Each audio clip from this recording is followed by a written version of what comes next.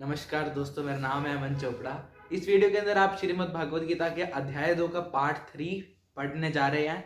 और पीडीएफ का जो लिंक है वो डिस्क्रिप्शन के अंदर है। अगर आपको पीडीएफ से पढ़ना है, वीडियो से नहीं देखना, तो आप पीडीएफ से भी पढ़ सकते हैं। नीचे लिंक है डिस्क्रिप्शन के अंदर। और इस वीडियो के अंदर आप अध्याय 2 का पार्ट 3 देखेंगे।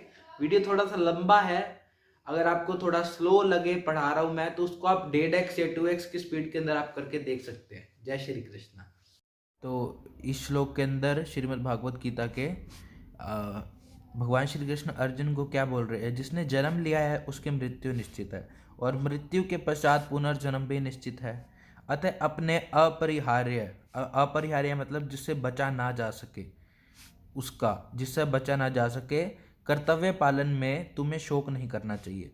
मतलब वो अर्जुन रो रहा था ना, कह रहा था कि मैं युद्ध नहीं लड़ूंगा। क्यों नहीं लड़ूंगा? क्योंकि मेरे चाचा खड़े हैं, मेरे ताऊ खड़े हैं, मेरे गुरुजन खड़े हैं, मेरे भाई बंधु खड़े हैं, तो मैं इसलिए युद्ध नहीं लड़ूंगा, इनको नहीं मार सकता।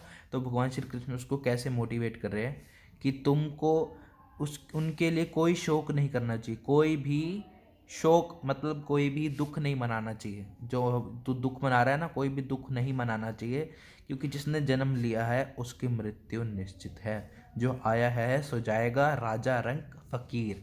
जिसने जन्म लिया है उसकी मृत्यु निश्चित है, और मृत्यु के पश्चात पुनर्जन्म भी निश्चित है। अतः अपने अपरिहार्य कर्तव्य पालन में तुम्हें शोक नहीं करना चाहिए। जो तुम्हारा कर्तव्य का पालन है उसको करने में तुमको कोई शोक नहीं करना चाहिए। अर्जुन का कर्तव्य था कि वो युद्ध करे। कर्तव्य क्यों था? क्योंकि वो एक क्षत्रिय है, और एक क्षत्रिय के कर्तव्य होता है युद्ध करना। ठीक है, एक ब्राह्मण का कर्तव्य नहीं होता, एक शूद्र का, एक वैश्य का नहीं होता। एक क्षत्रिय का कर्तव्य होता है युद्ध करना, और वो अपने कर्तव्य पालन से पीछे हट रहा था। ठीक है, तो भगवान श्री कृष्ण उसको कह रहे हैं कि तुम्हें शोक नहीं करना चाहिए। चलो आगे बढ़ते हैं। सारे जीव प्रारंभ में अव्यक्त रहते हैं, मध्य अवस्था में व्यक्त होते हैं, और विनिष्ट होने पर पुनः अव्यक्त हो जाते हैं। अतः शोक करने की क्या आवश्यकता है? ये अव्यक्त क्या होता है? अव्यक्त बोले तो अप्रकट, अव्यक्त बोले तो व्यक्त। देखो, व्यक्त का मतलब प्रकट, अव्यक्त का मतलब अप्रकट। सारे जीव प्रारंभ में अव्यक्त रहते हैं। सारे जीव प्रारंभ में, शुरू के अंदर कोई भी जीव दिखाई नहीं देता। ठीक है, आत्मा अपने को दिखती है। आपको दिखती है आत्मा? देखो, आप वो रूमर्स वाली कहानियों के ऊपर मत जाना। ठीक है, वो जो मतलब वो 0.1% ही लोग होते हैं जिनको ये आत्मा वगैरह कुछ दिखती होगी। बाकी मुझे तो नहीं दिखती, और मेरे परिवार के अंदर भी किसी को नहीं दिखती। ठीक है तो ये चीज़ें हैं। सारे जीव प्रारंभ में अव्यक्त रहते हैं। ठीक है, सारे जीव शुरू में अव्यक्त रहते हैं, दिखाई नहीं देते। जब आत्मा होती है तो वो किसको दिखाई देती है? किसी को नहीं दिखाई देती। एक बाल के 10,000वें हिस्से के बराबर ये हमारी आत्मा, 10,000वें हिस्से के बराबर ये हमारी आत्मा। इसको माइक्रोस्कोप से भी नहीं देखा जा सकता यार। ठीक है, कितने भी स्कोप लगा लो, कितने भी लगा लो, नहीं देख सकते।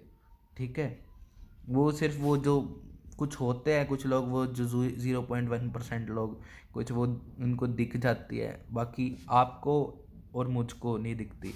अगर किसी को दिखती है ना, कोई हो इन 0.1% में, तो नीचे कमेंट करके बताना मुझे आत्माएं दिखती हैं। ठीक है, कुछ भी ऐसा ऐसा। सारे जीव प्रारंभ में अव्यक्त रहते हैं, अप्रकट रहते हैं, मध्य अवस्था में व्यक्त रहते हैं। मतलब वो जब पैदा हो जाते हैं तो दिखते हैं। ठीक है, पैदा हो जाएंगे, मैं दिख रहा हूँ, आप अपने आप को देख सकते हो, व्यक्त रहे होते हैं। और विनिष्ट मतलब मर जाने के बाद फिर वो पुनः अव्यक्त हो जाते हैं। फिर वो पुनः मतलब फिर से वो अप्रकट हो जाते हैं। अतः शोक करने की क्या आवश्यकता है? इसलिए तुमको कोई शोक करने की आवश्यकता नहीं है। इसलिए तुमको दुख मनाने की कोई आवश्यकता नहीं। अब ये देखो, ये सारी चीज़ों के, ये जो चीज़ें लिखी हुई है, ये जो रियल ज्ञान, जब कोई हमारे परिवार में मर जाता है ना, तब हम उसके बाद ये गीता का पाठ कराते हैं। क्यों कराते हैं? वो बेसिकली वो तो मर मर चुका है। ठीक है, उसको उसका फल मिले ना मिले, लेकिन वो जो गीता का पाठ होता है वो हमको संभालने के लिए होता है। ठीक है, कि जो आया है वो उसने तो मरना ही है, तो हमको नहीं रोना चाहिए। तो वो बेसिकली वो जो मरा हुआ पर्सन होता है उसके लिए ना होकर के, जो उसका मेन जो वो काम करता है ना, ये गीता का पाठ जिंदा जिंदा लोगों के लिए काम करता है। ठीक है, बाकी वो कुछ कहानियाँ और कुछ महात्म्य कुछ ऐसा कुछ बना रखा है। ठीक है, कोई आत्मा को आश्चर्य से देखता है, कोई इसे आश्चर्य की तरह बताता है तथा कोई इसे आश्चर्य की तरह सुनता है, किंतु कोई कोई इसके विषय में सुनकर भी कुछ नहीं समझ पाता। कोई आत्मा को आश्चर्य से मतलब कि हैरानी से देखता है, कोई इसको हैरानी से बताता है, कोई इसको हैरानी से सुनता है, और कोई इसको सुन के भी कुछ कुछ नहीं समझ पाता।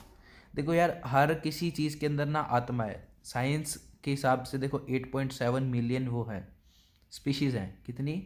और हमारे धर्म ज्ञान ने बता रखे हैं जी 84 लाख स्पीशीज़ हैं।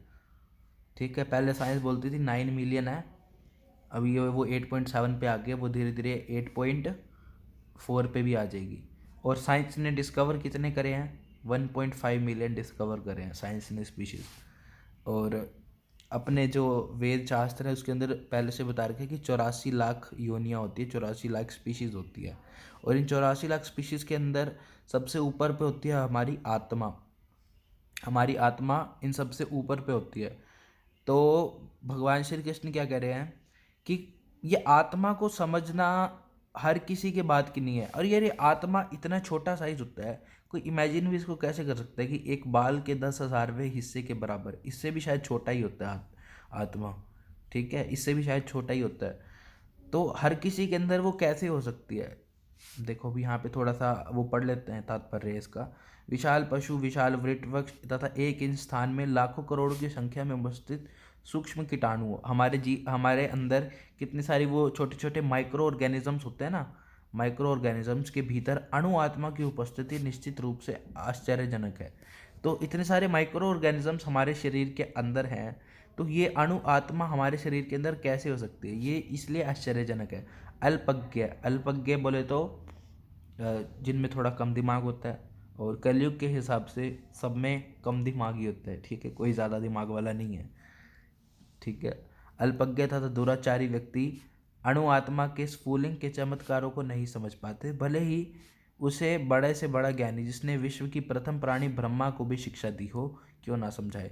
वो ये कह रहे कि जो अल्पज्ञ लोग हैं, जो दुराचारी लोग हैं, ठीक है, जो गंदे काम करने वाले लोग हैं, वो अणु आत्मा के बारे में, अणु आत्मा के स्वरूप के चमत्कारों के बारे में नहीं समझ पाते, चाहे उनको बड़े से बड़ा ज्ञानी क्यों ना समझाए।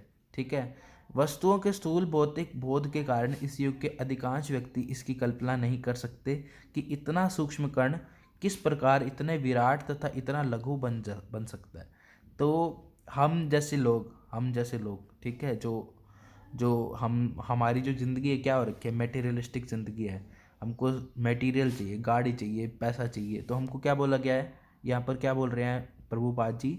वस्तुओं के स्थूल भौतिक बोध के कारण, वस्तुओं के स्थूल भौतिक बोध के कारण हमको सिर्फ जो मेटीरियलिस्टिक थिंग है, सोना चांदी, इन सब चीज़ों को छोड़ के हमारी ज़िंदगी में कुछ भी नहीं है, ठीक है, के कारण इस युग के अधिकांश व्यक्ति इसकी कल्पना ही नहीं कर सकते। वो स्पिरिचुअलिटी की तरफ कुछ बढ़े नहीं है, तो वो आत्मा की कल्पना ही नहीं कर सकते कि इतना सूक्ष्म कण, इतना छोटा सा ये आत्मा, बाल के 10,000वें हिस्से के बराबर की आत्मा किस प्रकार इतने विराट तथा इतने लघु, इतना बड़ा हो सकता है और इतना छोटा सा भी हो सकता है। ठीक है, अतः लोग आत्मा को उसकी संरचना या उसके विवरण के आधार पर ही आश्चर्य से देखते हैं। इंद्रिय तृप्ति की बातों में फंसकर लोग भौतिक शक्ति से इस तरह मोहित होते हैं कि उनके पास आत्मज्ञान को समझने का अवसर ही नहीं रहता। यद्यपि वे तथ्य के आत्मज्ञान के बिना सारे कार्यों का दुष्परिणाम जीवन संघर्ष में पराजय के रूप में होता है। संभवतः उन्हें इसका कोई अनुमान नहीं होता कि मनुष्य को आत्मा के विषय में चिंतन करना चाहिए और दुखों को हल खोज निकालना चाहिए। तो बस यहाँ पर यही बातें हो रही है कि इंद्रिय तृप्ति की बातों में फंसकर, इंद्रिय तृप्ति मैंने आपको बताया था ना, अपनी पिछली वीडियो के अंदर भी बताया था, हमारी जो सेंसेस हैं, ठीक है, हम उसको ही तृप्त करने के अंदर लगे हुए हैं। हमको हम आपको मान लें आपके सामने एक बर्गर पड़ा है, आपको वो बर्गर खाना है। क्यों खाना है? ताकि आपकी जीभा की तृप्ति हो, आपकी जीभा को शांति मिले, आपकी जीभा को अच्छा लगे।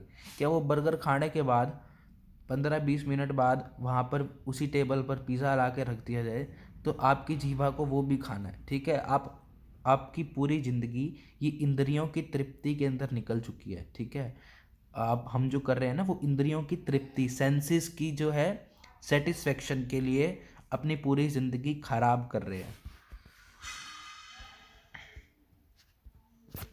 अब कितने भी बर्गर खा लो, कितने भी पिज़्ज़ा खा लो, क्या इसको जीभ को कभी शांति मिलेगी? चाहे पेट भी भरा हो लेकिन फिर भी खा लेंगे। क्यों? क्योंकि जीभ को फिर से सेटिस्फाई कराना। तो वो सेटिस्फेक्शन ना स्पिरिचुअलिटी के थ्रू ही मिल सकती है। उस सेटिस्फेक्शन कभी आप सोचो कि मैं ये बर्गर खा लूँ फिर मुझे सेटिस्फेक्शन मिल जाएगी, ठीक है, फिर और जीभ का कुछ नहीं मांगेगी, नहीं मांगेगी, फिर से मांगेगी। उसका काम है। ऐसे हर एक इंद्रिया का है। आँख, नाक, आँख, नाक, कान, जीभा और त्वचा, ठीक है, इनका काम है ये। हे भरतवंशी, शरीर में रहने वाले देही का कभी भी वध नहीं किया जा सकता, आत्मा का कभी भी वध नहीं किया जा सकता। अतः तुम्हें किसी भी जीव के लिए शोक करने की आवश्यकता नहीं है। आत्मा का कभी वध नहीं किया जा सकता, इसलिए अर्जुन को कोई शोक करने की ज़रूरत नहीं है। कृष्ण भगवान उसको ऐसे मोटिवेट कर रहे हैं, ठीक है। क्षत्रिय होने के नाते अपने विशिष्ट धर्म का विचार करते हुए तुम्हें जानना चाहिए कि धर्म के लिए युद्ध करने से बढ़कर तुम्हारे लिए अन्य कोई कार्य नहीं है, अतः तुम्हें संकोच करने की आवश्यकता नहीं है। क्षत्रिय होने के नाते अपने विशिष्ट धर्म का विचार करते हुए, जो तुम क्षत्रिय हो, तुम्हारा एक धर्म है। क्या धर्म है? तुम्हारा एक धर्म है, क्षत्रिय का धर्म है जी। क्षत्रिय का धर्म है युद्ध लड़ना, और तुमको युद्ध लड़ने का अवसर मिल रहा है। तो तुम युद्ध लड़ने से क्या, देखो, तुम युद्ध लड़ने से बड़ा अवसर तुम कह रहे हो कि मैं युद्ध ना लड़ूं, कैसी बात होगी ये? पेन क्यों नहीं चल रहा? एक मिनट, दोबारा बताता हूँ। क्षत्रिय होने के नाते अपने विशेष धर्म का विचार करते हुए तुम्हें जानना चाहिए कि धर्म के लिए युद्ध करने से बढ़कर तुम्हारे लिए अन्य कोई कार्य नहीं है, अतः तुम्हें संकोच करने की कोई आवश्यकता नहीं है। बस वो भगवान श्री कृष्ण उसको यही मोटिवेट कर रहे हैं कि तुम अपने कर्तव्य का पालन करो, और इसलिए तुमको कोई संकोच करने की आवश्यकता नहीं है। हे पार्थ, वे क्षत्रिय सुखी है जिन्हें ऐसे युद्ध के अवसर अपने आप प्राप्त हो जाते हैं, जिससे उनके लिए स्वर्ग लोक के द्वार खुल जाते हैं। तो देखो, धर्म के लिए युद्ध करेगा, धर्म के लिए युद्ध करेगा अर्जुन, तो वो ऑब्वियसली है ना, ऑब्वियसली स्वर्ग को जाएगा। स्वर्ग से ऊपर की जो चीज़ें हैं क्या है? सूर्य लोक है, ठीक है, अपना और भी बहुत सारे लोग होते हैं। सबसे ऊपर जो होता है ना वो होता है बैकुंठ लोक, जहाँ पर भगवान के पास एक, ये क्या हो गया, हाँ, जहाँ पर भगवान के पास वो जाते हैं, मुक्ति धाम जिसको बोलते हैं, बैकुंठ लोक सबसे ऊपर का वही होता है, जहाँ पर स्वयं भगवान होते हैं और भक्त उनकी सेवा कर रहे होते हैं। तो हे क्षत्रिय, वे क्षत्रिय सुखी हैं। भगवान श्री कृष्ण क्या कह रहे हैं? तुमको तो खुश होना चाहिए कि तुमको ऐसे युद्ध का अवसर मिला, तुमको ऐसे युद्ध का अवसर मिला, अपने आप ही मिल गया, जिससे उनके लिए जिससे तुम्हारे लिए स्वर्ग लोक के द्वार खुल गए, ठीक है। किंतु यदि तुम युद्ध करने के स्वधर्म को संपन्न नहीं करते तो तुम्हें निश्चित रूप से अपने कर्तव्य की उपेक्षा करने का पाप लगेगा। अगर तुम कहो कि मैं युद्ध ना लड़ूं, तुम योद्धा के रूप में भी अपना यश खो बैठोगे। अब पता है अर्जुन कैसी बात कर रहा है? थोड़ा सा ना इसको अपना रियल लाइफ में ऐसे समझने की कोशिश करते हैं कि मान लो एक इंटेलिजेंट बच्चा, ठीक है, ऐसे इंटेलिजेंट बच्चा है, खूब पढ़ाई करता है। अब इसने खूब मेहनत करी पूरे साल के अंदर। अब इसने पूरे साल मेहनत करी, एग्ज़ाम देने की बारी आई। एग्ज़ाम देने के वक्त कहता है यार अगर मैं ना टॉप मार गया ना तो मेरे रिश्तेदार ना जल जाएंगे, उन बेचारों का खून जल जाएगा, मेरे पड़ोसियों का, इसलिए ना मैं ना एग्ज़ाम ही नहीं देता, हैं, अपने कर्तव्य का पालन ही नहीं करता। ये भी तो वैसी बात कर रहा है ना, अर्जुन भी वैसी बात कर रहा था। अर्जुन कह रहा है कि मेरे रिश्तेदार मर जाएंगे, ठीक है, इसलिए मैं युद्ध ही नहीं करता, जो कि बिल्कुल गलत था ना, जो कि बिल्कुल गलत था। उनको तो वैसे भी मरना है, और वो अगर अधर्म का साथ दे रहे हैं तो तुम्हारा उस अर्जुन का कर्तव्य है उनको मारना, ठीक है। अगर तुमने पढ़ाई करे है पूरे साल तो तुम्हारा कर्तव्य है टॉप करना, तुम टॉप करोगे ही करोगे। तो और ये जलते हैं तो जलने दो, रिश्तेदार जलते हैं तो जलने दो, इस तरह रिश्तेदार मरते हैं तो मरने दो, क्योंकि ये अधर्म की साइड पे है, ठीक है। किंतु यदि तुम युद्ध करने के स्वधर्म को संपन्न नहीं करते तो तुम्हें निश्चित रूप से अपने कर्तव्य की उपेक्षा करने का पाप लगेगा। अगर तुम अपना कर्तव्य का पालन नहीं करते, अब देखो ये बच्चा अगर एग्जाम नहीं देगा तो इसको फेल होना पड़ेगा, ठीक है। इसी तरह अर्जुन भी अगर युद्ध नहीं लड़ेगा तो उसको भी पाप लगेगा। तुम युद्ध करने की में भी अपना यश खो दोगे, तुम योद्धा के रूप में भी अपना यश खो दोगे। अब योद्धा के रूप में अपना देखो, योद्धा के रूप में कैसे यश खो दोगे। अर्जुन विख्यात योद्धा था जिसने शिव आदि अनेक देवताओं से युद्ध करके यश अर्जित किया था, ठीक है। जैसे हम ना कहीं जगह जाते हैं, कॉम्पिटिशन्स में पार्टिसिपेट करते हैं, सर्टिफिकेट मिलता है ना, वैसे उसके पास भी बहुत सारे ना वो थे, प्रमाण पत्र थे। अब देखो शिव जी के साथ उसने कैसे युद्ध करा। शिकारी के वेश में शिव जी से युद्ध करके तथा उन्हें हराकर अर्जुन ने उन्हें प्रसन्न किया था और वर के रूप में पशुपाता अस्त्र, ये अस्त्र का नाम है, ये प्राप्त किया था।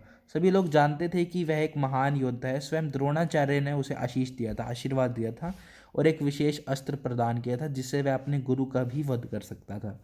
इस प्रकार वे अपने धर्मपिता एवं स्वर्ग के राजा इंद्र समेत अनेक अधिकारियों से अनेक युद्ध के प्रमाण पत्र, मैंने बोला ना सर्टिफिकेट्स, जो वो प्राप्त कर चुका था। हम कंपटीशन में सर्टिफिकेट लेकर आते हैं ना, वैसे अर्जुन के पास भी बहुत सारे प्रमाण पत्र, बहुत सारे सर्टिफिकेट थे जो उसने बहुत सारे लोगों के साथ युद्ध कर करके प्राप्त करे थे।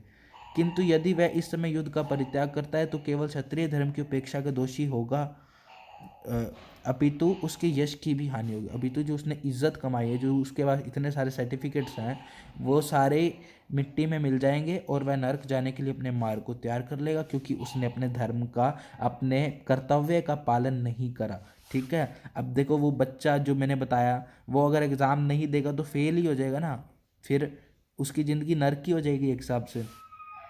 तो वह नरक जाने के लिए अपना मार्ग तैयार कर लेगा। दूसरे शब्दों में वह युद्ध करने से नहीं अपितु युद्ध से पलायन करने के कारण नरक का भागी होगा। अगर वो युद्ध नहीं करेगा तो उसको नरक मिलेगा, ठीक है।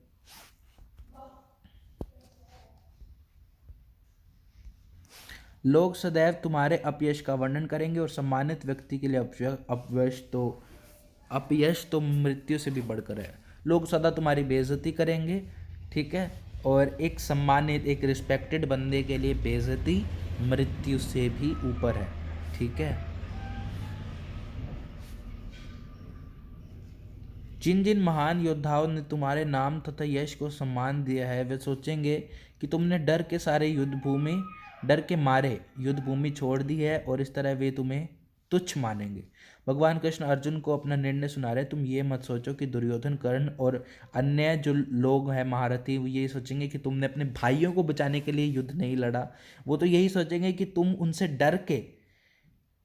उनसे डर के युद्ध भूमि छोड़ दिया है और तुमको वो तुच्छ मानेंगे। पहले वो भी तो, दुर्योधन की दृष्टि के अंदर भी तो एक अर्जुन एक महान योद्धा ही था ना, हैं। चाहे वो उनका दुश्मन ही था, पर था तो वो महान योद्धा ही, ठीक है।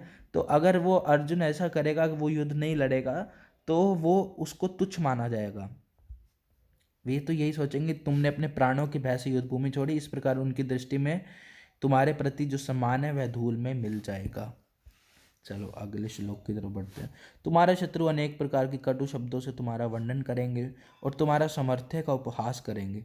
तुम्हारे लिए इससे दुखदाई और क्या हो सकता है। अब भगवान श्री कृष्ण, ये वैसे आपको समझ में आ ही गया होगा कि वो गलत गलत चीज़ें तुम्हारे बारे में कहेंगे, तुम्हारे सामर्थ्य का, तुम्हारे जो कैपेबिलिटीज़ है उसका मजाक उड़ाएंगे, ठीक है। और इससे ज़्यादा दुखदाई तुम्हारे लिए क्या हो सकता है। इससे अच्छा तो तुम युद्ध में लड़ के मर जाओ, ठीक है। अब मान लो वो बच्चा जो है एग्ज़ाम नहीं देगा और फिर लोग तो यही कहेंगे ना कि उसको आता नहीं था, ठीक है, आता नहीं था इसलिए उसने एग्ज़ाम ही नहीं दिया।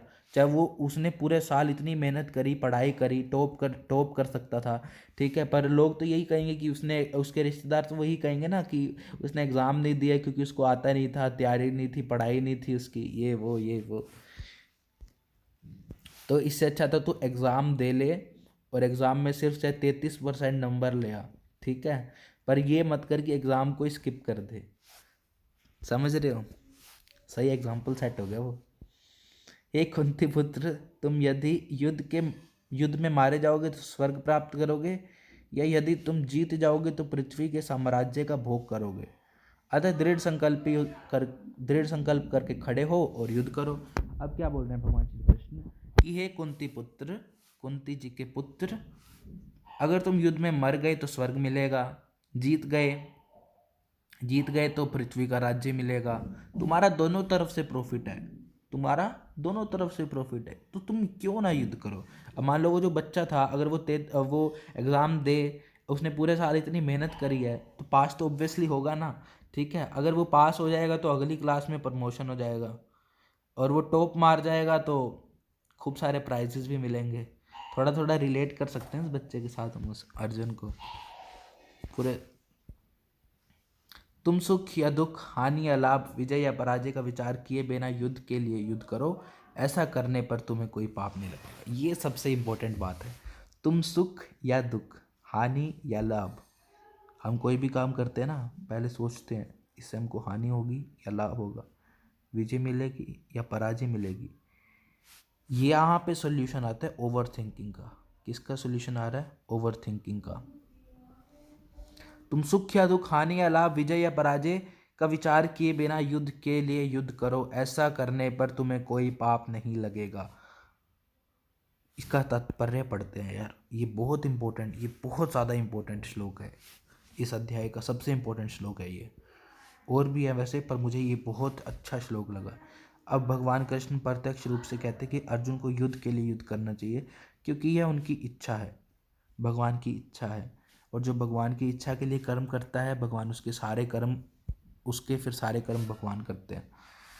कृष्ण भावनामृत के कार्यों में सुख या दुख, हानि या लाभ, जय या पराजय को कोई महत्व नहीं दिया जाता। कृष्ण भावनामृत क्या है? कृष्ण की भावना, मतलब कि कृष्ण के लिए किया गया कर्म, कृष्ण के लिए हम जो कर्म कर रहे हैं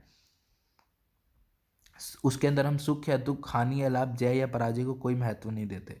फॉर एग्जांपल, मैं ये भागवत गीता की जो वीडियोस बना रहा हूँ, इसमें मेरे को व्यूज़ आए ना आए, लाइक्स आए ना आए, कमेंट आए ना आए, शेयर्स आए ना आए, कुछ भी ना आए, ठीक है, मुझे इससे कोई फ़र्क नहीं पड़ता। सुख या दुख, ठीक है, हानि या लाभ, मेरा टाइम तो जा रहा है, मेरे को नहीं सोचना कि इसमें मेरे को हानि हो रही है या इसमें लाभ हो रहा है, मेरे को लाइक आ रहे हैं या नहीं आ रहे, जय या पराजय का कोई भी महत्व नहीं दिया जाता। ये चीज़ आपको हर लाइफ में लगाना चाहिए। फॉर एग्जांपल, आप आईआईटी नीट की तैयारी कर रहे हो या फिर यूपीएससी की तैयारी कर रहे हो, तो क्या देखना है कि सुख या दुख, ठीक है, पढ़ाई करने में वो एफर्ट लगेगा, हानि हो रही है या लाभ हो रहा है। लाभ, वैसे तो लाभ ही हो रहा है यार, आप पढ़ाई करोगे तो नॉलेज ही बढ़ रही है, आपका एग्ज़ाम क्लियर होगा या नहीं होगा। ये सब फालतू चीज़ों के बारे में सोचने के बजाय आप वो सोचो कि आपको पढ़ाई के मतलब नॉलेज के लिए पढ़ाई करनी है।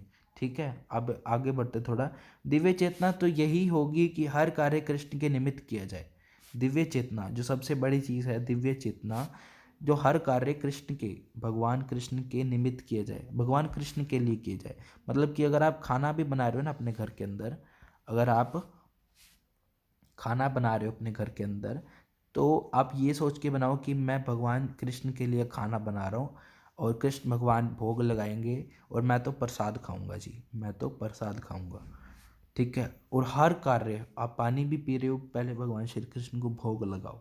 ठीक है, अतः भौतिक कार्यों का कोई बंधन फिर फल नहीं होता। जब आप ऐसे सोचकर हर काम करते हो ना, तो भौतिक कार्यों का कोई बंधन या फल नहीं होता।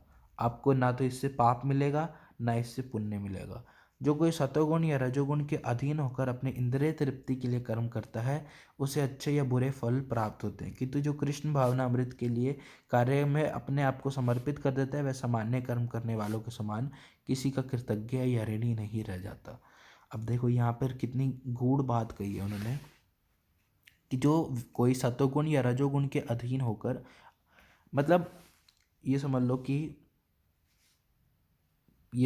कि मैंने आपको बताया था ना, वो एग्जांपल दिया था, वो जीभा वाला, उसको बर्गर खाना है, ठीक है, तो वो अपनी जीभा के अधीन होकर बर्गर खा रहा है ना। अपनी इंद्रिय, जीभा क्या है? एक इंद्रिय है, जीभा के अधीन होकर वो बर्गर खा रहा है ना, तो उससे अच्छे या बुरे का फल प्राप्त होगा। अच्छा क्या होगा? उसको टेस्ट मिलेगा। अच्छा क्या होगा? उसको टेस्ट मिलेगा। बुरा क्या होगा? उसकी हेल्थ पे इफेक्ट पड़ेगा, अंदर उसका कोलेस्ट्रॉल बढ़ रहा है, तेल जा रहा है, और हो सकता है वो हाइजीनिक बर्गर ना हो। ठीक है, तो उससे अच्छे या बुरे का फल उसको प्राप्त होगा, किंतु जो कृष्ण भावना अमृत के कार्यों में अपने आप को समर्पित कर देता है वह सामान्य कर्म करने वाले के समान कृतज्ञ या ऋणी नहीं रहता।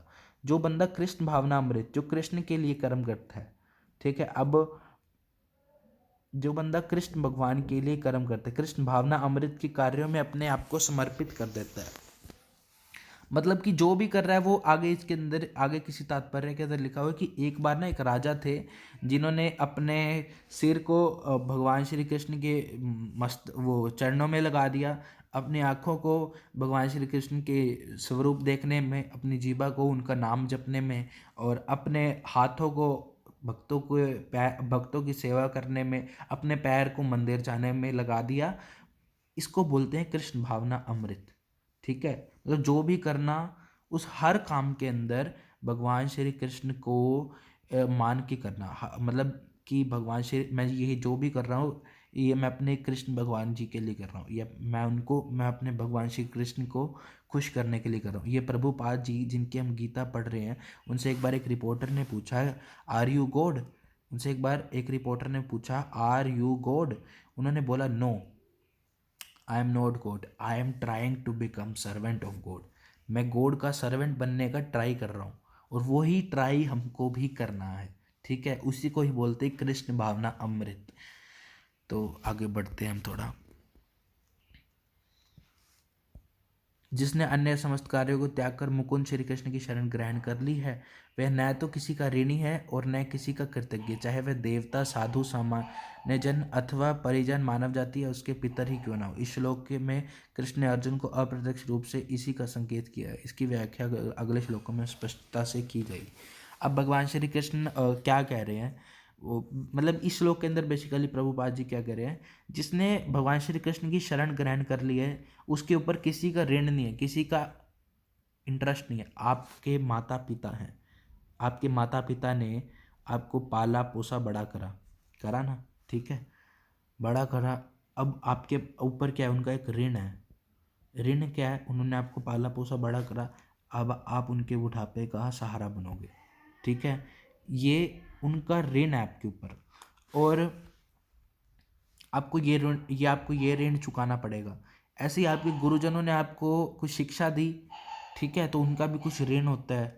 उन्होंने जो आज्ञा दी होती है वो हमको उनकी आज्ञाओं का पालन करना होता है, साथ में उनको दक्षिणा देनी होती है, तब उनका ऋण चुक जाता है। ऐसे ही आप धरती के ऊपर कुछ काम करते हो, ठीक है, आप हर रोज़ धरती के ऊपर पैर रखते हो, हर एक चीज़ से तो आप ले ही रहे हो ना। सूरज से आप ले रहे हो धूप, हर एक चीज़ से आप देखो, जल से, नदियों से आप पानी ले रहे हो, तो हर एक चीज़ का आपके ऊपर एक ऋण है। ठीक है, आपके ऊपर एक आपको मान लो आपके ऊपर एक उधार है, आपको हाँ उधार, मेरे को वर्ड नहीं मिल रहा था बोलने के, ऋण ऋण कर रहा था मैं। आपके ऊपर एक उधार है और आपको इस उधार को चुकाना पड़ता है। ठीक है, लेकिन जो व्यक्ति ही भगवान श्री कृष्ण की शरण ग्रहण कर लेता है उसके ऊपर कोई ऋण नहीं होता, उसके ऊपर कोई उधार नहीं होता। फिर चाहे वो देवता का ऋण हो, चाहे वो साधु का ऋण हो। हैं, साधु जी आपको आशीर्वाद दे रहे हैं, बदले में आप उनको दक्षिणा देते हो, उनको भोजन कराते हो, आप ऐसे उनका उधार चुका रहे हो। ठीक है, चाहे वो आपके कोई पितर हो, चाहे वो आपका परिजन हो, कुछ भी हो, उसका फिर कोई उधार नहीं रहता जब आप कृष्ण भगवान की शरण में चले जाते हैं तब। तो मिलते हैं फिर आपसे अगली वीडियो के अंदर। जय श्री कृष्णा।